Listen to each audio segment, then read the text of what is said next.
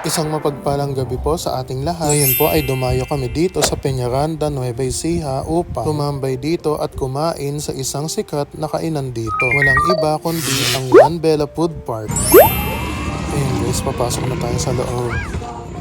Pagpasok po natin sa loob ay ito ang ating makikita and sobrang ganda dito guys. O diba, feeling elegant.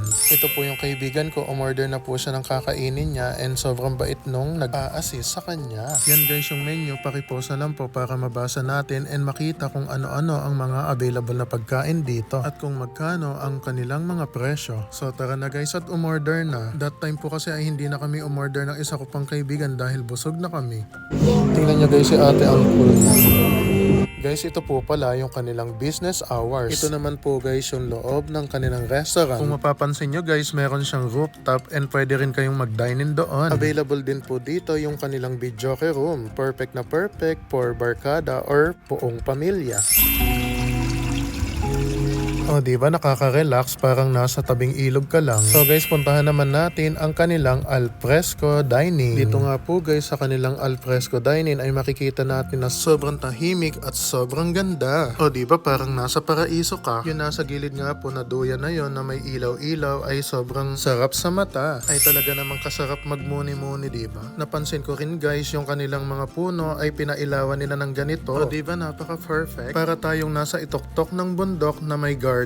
Ang kulang na lang dito ay bonfire at mga tent na ating tutulugan. O diba, parang Boy Scout and Girl Scout lang. Dito po sa gilid matatagpuan natin yung kanilang restroom. At meron din ditong mga dining table. At itong napakagandang pailaw nila.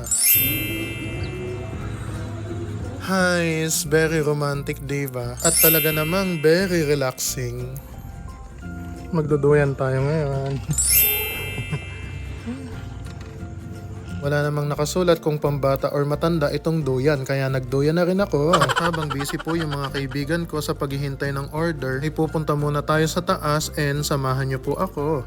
So guys, yan po, paakyat po tayo dito sa taas and makikita natin yung rooftop nila na may dining tables din. And guys, sobrang lamig po dito sa taas dahil damang-dama natin yung malamig na simoy ng hangin. Dito guys sa taas, and yan, makikita natin may service water and pwede nyo pong dalhin dito sa taas yung in-order ninyo na coffee. So, yun po, pwede kayong umupo din dito sa balcony. Tama po ba, balcony yung tawag dito?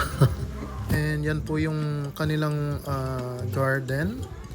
Tapos yung tabi ng garden po nila is yung parking lot. So ang luwang po ng parking lot nila kaya kasyang-kasya po yung mga kahit malalaking sasakyan. And yan po yung kanilang signage logo. And guys, ito nga po pala yung papunta sa kabilang rooftop. And makikita natin yung kabila na sobrang madaming ilaw. And guys, damang-dama rin po dito yung simoy ng hangin na sobrang lamig. And ito po guys yung kanilang alfresco dining na overlooking. Idagdag nyo pa guys yung kanilang mga halaman na nandito sa taas na nagpaganda rin dito sa lugar nila. Ito nga po pala guys yung kanilang iba't ibang uri ng halaman na nandito sa taas. Pagpunta ko nga po guys sa baba ay na-serve na pala itong french fries ng kaibigan ko. And dumating na rin po yung kanyang isa pang order. Ito po yung kare-kare with rice. Tapos meron din po siyang juice na lemonade. And let's cheers! Hindi din naman nagpapatalo sa lasa ang pagkain. And guys, ito nga po yung isa sa nagustuhan ko dito sa lugar na ito. Katabi na lang ang kulang. Sana all. Ito nga pong lugar na ito ay isa sa mga highly recommend ko din sa inyo. Sobrang ganda po dito and peaceful. Ay talaga naman, mawawala talaga yung mga isipin mo sa buhay at marerelax ka. We're going home. So guys, hanggang dito na lang po and maraming salamat po sa inyong panonood. The end.